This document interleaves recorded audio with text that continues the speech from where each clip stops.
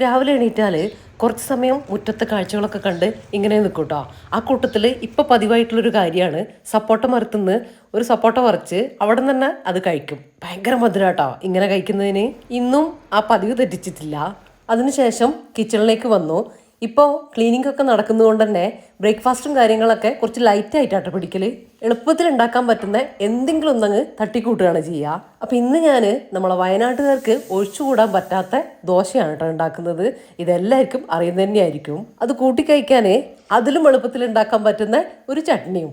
അപ്പോൾ ഇന്നത്തെ എൻ്റെ ബ്രേക്ക്ഫാസ്റ്റ് അതാണ് കേട്ടോ.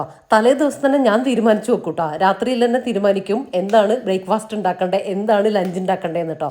അതെന്നെ കുറേ ഹെൽപ്പ് ചെയ്യലുണ്ട്. കാര്യം എന്താണെന്ന് ആലോചിച്ച് വെച്ചാൽ പെട്ടെന്ന് പണി തീരുന്നത് പോലെ എനിക്ക് ഫീൽ ചെയ്യലുണ്ടേ. അതുകൊണ്ട് ചില ദിവസം പ്രിപ്പറേഷൻസ് ഒന്നും നടത്തി വെച്ചിട്ടില്ലെങ്കിലും ഈ ഒരു പ്ലാനിങ് തന്നെ എന്നെ അന്നത്തെ ദിവസം നല്ല കൂളാക്കി വെക്കലുണ്ട് കേട്ടോ. വേഗം ജോലികളൊക്കെ തീർക്കാനും പറ്റലുണ്ട് കേട്ടോ. അങ്ങനെ സംസാരത്തിൻ്റെ ഇടയിൽ ഇന്നത്തെ എൻ്റെ ബ്രേക്ക്ഫാസ്റ്റ് ഇവിടെ റെഡി ആയിട്ടുണ്ട്. ക്ലീനിങ്ങും കുക്കിങ്ങും ഒക്കെ ആയിട്ടുള്ള നമ്മളെ ഫുൾ വീഡിയോ കാണണമെന്നുണ്ടെങ്കിൽ യൂട്യൂബ് ചാനൽ ഇട്ടിട്ടുണ്ട്. ആവശ്യമുള്ളവർ കണ്ടു നോക്കുക. അപ്പോൾ നമ്മൾ ബ്രേക്ക്ഫാസ്റ്റ് കഴിക്കട്ടെ.